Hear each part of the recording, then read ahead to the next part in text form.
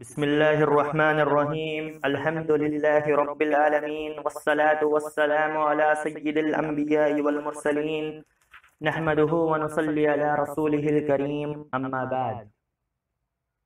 Mufti Ismail Munk دامت برکاتہم اس امت کے ایک بہت بڑے عالم اور ایک بہت بڑے مفتی ہیں، اور حضرت والا لوگوں کی حوصلہ افزائی کرنے میں، لوگوں کے ایمان کو تازہ کرنے میں، لوگوں کے ایمان کو حرارت دینے میں حضرت کو بہت مہارت حاصل ہے۔ چونکہ حضرت کو اردو زبان نہیں آتی تو بر صغیر کی ملت اور خصوصیت کے ساتھ ہندوستان کی ملت اکثریت میں حضرت کے انگلش کے بیانات سے مستفید نہیں ہو سکتے، تو اسی لیے مجھے یہ حکم ملا ہے کہ میں حضرت کا ایک بیان ہے جو بہت پیارا اور بہت میٹھا ہے، اس کو اردو میں ٹرانسلیٹ دیکھیے۔ کچھ لوگ ایسے ہوتے ہیں جو ماضی میں، جو گزری ہوئی زندگی میں کچھ ایسے گناہ انجام دے دیتے ہیں، اور یہ گناہ ہمارے اور اللہ کے درمیان دوری بڑھا دیتے ہیں، ہمارے اور اللہ کے درمیان دوری بنا دیتے ہیں۔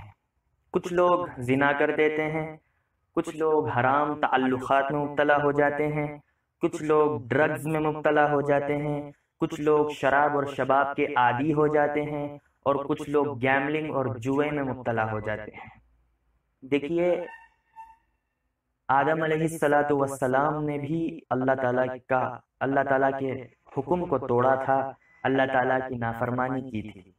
اللہ تعالیٰ نے فرمایا تھا حضرت آدم علیہ السلام سے کہ اے آدم، تم اور تمہاری اہلیہ حضرت حوا علیہ السلام جنت میں ایک ایسا درخت ہے، اس درخت کے قریب مت جانا۔ لیکن آدم علیہ السلام کو شیطان نے بہکا دیا، حضرت آدم علیہ السلام کو اور حضرت حوا علیہ السلام کو شیطان نے بہکا دیا اور اس درخت کے قریب جانے پر مجبور کر دیا، اور یہاں تک اس درخت کے کھانے کو بھی تناول فرمانے پر مجبور کر دیا۔ تو اللہ تعالیٰ کا غصہ جوش میں آیا، اور اللہ تعالیٰ نے ان دونوں کو دنیا میں بھیج دیا۔ اللہ تعالیٰ نے ان کو توبہ کرنے کا موقع دیا، توبہ کرنے کی توفیق عطا فرمائی۔ اور جب آدم علیہ السلام نے یہ کہا، یہ قرآن کی آیت ہے، ربنا ظلمنا انفسنا وان لم تغفر لنا وترحمنا لنکونن من الخاسرین، جس کا مطلب یہ ہے کہ یا اللہ بے شک ہم نے بہت برا کیا، یا اللہ بے شک ہم بہت بڑے گنہگار ہیں، یا اللہ اگر آپ نے ہماری مغفرت نہیں کی، یا اللہ اگر آپ نے ہمیں معاف نہیں کیا، یا اللہ اگر آپ نے ہم پر رحم نہیں کیا، تو بے شک ہم بہت نقصان والے ہیں، بے شک ہم بہت گھاٹے والے ہیں۔ جب آدم علیہ السلام نے یہ کہا، یہ آیت کہی، تو اللہ تعالیٰ بہت خوش ہو گئے، بہت خوش ہو گئے، یہاں تک کہ اللہ تعالیٰ نے ان کی توبہ کو بھی قبول فرما لیا، اور اللہ تعالیٰ نے ان کو معاف بھی کر دیا۔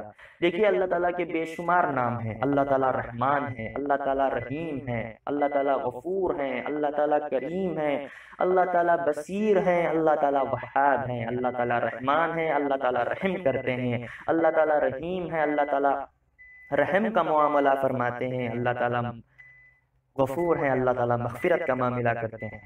دیکھیے، شیطان ایک ایسا بدبخت ہے کہ وہ بندے کو مجبور کر دیتا ہے کہ نہیں، تو نے ایسا گناہ انجام دیا ہے جس کی کوئی معافی نہیں ہے، تو کس منہ سے اللہ تعالیٰ سے معافی مانگے گا اس گناہ سے؟ یہ شیطان ایسا مجبور کر دیتا ہے، شیطان بندوں کے دل و دماغ میں یہ تصور اور یہ وسوسے ڈال دیتا ہے کہ نہیں، تو نے ایسا گناہ انجام دیا ہے جس کی کوئی معافی ہی نہیں ہے۔ لیکن اللہ تعالیٰ قرآن میں فرماتے ہیں، ان اللہ یغفر الذنوب جميعا، ان اللہ یغفر الذنوب جميعا، جس کا مطلب یہ ہے کہ اللہ تعالیٰ ہر گناہ کو معاف کر دیتے ہیں سوائے شرک کے۔ شرک سے کیا مراد؟ اللہ تعالیٰ کے ساتھ کسی کو شریک اگر کوئی کرے تو یہ شرک ہے۔ لیکن اللہ تعالیٰ اتنے رحمان ہیں اور اتنے غفور ہیں، اتنے کریم ہیں کہ اگر کوئی شرک اللہ تعالیٰ کے ساتھ کسی کو شریک کر دیتا ہے اور مرنے سے پہلے وہ سچی پکی توبہ کر لیتا ہے اس گناہ سے، تو اللہ تعالیٰ اتنے رحیم ہیں، اتنے کریم ہیں کہ اللہ تعالیٰ اس شرک کو بھی معاف کر دیتے ہیں۔ تو اللہ تعالیٰ قرآن میں اعلان کر رہے ہیں کہ اے میرے بندو، ان اللہ یغفر الذنوب جمیعا، میں ہر گناہ کو معاف کر دیتا ہوں۔ اللہ تعالیٰ کی رحمت سے امید ہونی چاہیے، اللہ تعالیٰ کی رحمت سے کبھی مایوس نہیں ہونا چاہیے۔ قرآن میں اللہ تعالیٰ فرماتے ہیں کہ اے میرے بندو، میری رحمت سے کبھی نا امید مت ہونا، میری رحمت سے کبھی مایوس مت ہونا۔ اگر کوئی اللہ کی رحمت اور اگر کوئی اللہ تعالیٰ کی رحمت سے مایوس ہو گیا یا پھر نا امید ہو گیا تو یہ اتنا بڑا سنگین گناہ ہے، اور درجہ اول کا اتنا بڑا گناہ ہے، اس گناہ سے بھی بڑا گناہ ہے جو آپ نے کیا ہے۔ تو اللہ تعالیٰ کی رحمت سے نا امید ہو جانا، اللہ تعالیٰ کی رحمت سے مایوس ہو جانا، یہ بہت بڑا گناہ ہے۔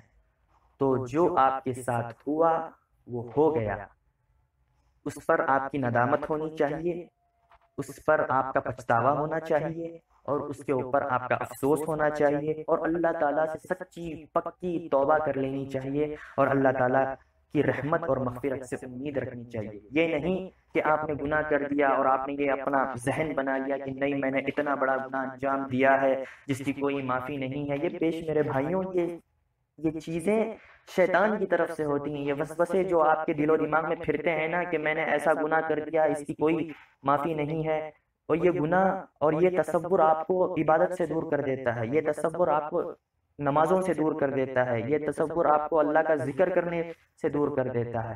یہ شیطان کی ایک ٹرک ہے، یہ شیطان کی ایک جال ہے جو آپ کو پھنسانا چاہتا ہے۔ یہ تصورات اور یہ ذہن بنا دیتا ہے شیطان آپ کا کہ نہیں، تو نے ایسا گناہ انجام دیا ہے جس کی کوئی معافی نہیں ہے۔ نہیں میرے بھائیوں، اللہ تعالیٰ قرآن میں اعلان کر رہے ہیں ان اللہ یغفر الذنوب جميعا، اللہ تعالیٰ ہر گناہ کو معاف کر دیتے ہیں، اللہ تعالیٰ بہت رحیم ہے۔ تو آپ کے ساتھ گزری ہوئی زندگی میں جو آپ کے ساتھ گناہ ہوئے اس پر آپ ندامت کیجئے، اس پر آپ توبہ کر لیجئے، اور اللہ تعالیٰ کی رحمت سے امید رکھیے۔ اللہ تعالیٰ بے شک بہت معاف کرنے والے ہیں، بے شک بہت اللہ تعالیٰ رحم اور کرم اور عافیت کا معاملہ فرمانے والے ہیں۔ آپ صلی اللہ علیہ وسلم، نبی کریم صلی اللہ علیہ وسلم کا مبارک ارشاد ہے کہ جو شخص گناہ کر کے توبہ کرتا ہے وہ شخص ایسا ہے اس نے گویا کوئی گناہ ہی نہیں کیا۔ آپ صلی اللہ علیہ وسلم نے فرمایا کہ جو شخص گناہ کر کے توبہ کر لیتا ہے وہ ایسا شخص ہے کہ اس نے کوئی گناہ ہی نہیں کیا۔ کتنی پیاری اور کتنی میٹھی بات آپ صلی اللہ علیہ وسلم نے ارشاد فرمائی ہے۔ اس پر ہمارا ایمان ہونا چاہیے۔ اور دیکھیے، میں پھر یہ مفتی منگ کے الفاظ ہیں جو میں صرف اردو میں ٹرانسلیٹ کر رہا ہوں۔ اللہ تعالیٰ کی رحمت سے کبھی نا امید نہیں ہونا چاہیے۔ آپ اس دعا کو بھی آپ یاد کر لیجئے، ربنا ظلمنا انفسنا وان لم تغفر لنا وترحمنا لنکونن من الخاسرین۔ اس دعا کو یاد کر لیجئے، توبہ کرنے کے وقت اس دعا کو اللہ تعالیٰ کی بارگاہ میں پیش کیجئے اور اللہ تعالیٰ سے سچی پکی توبہ کر لیجئے۔ جو پچھلی زندگی میں ہو گیا اس کو بھول جائیے، اور اس کے اوپر اور آپ کی توبہ بے شک اللہ تعالیٰ قبول فرمائیں گے۔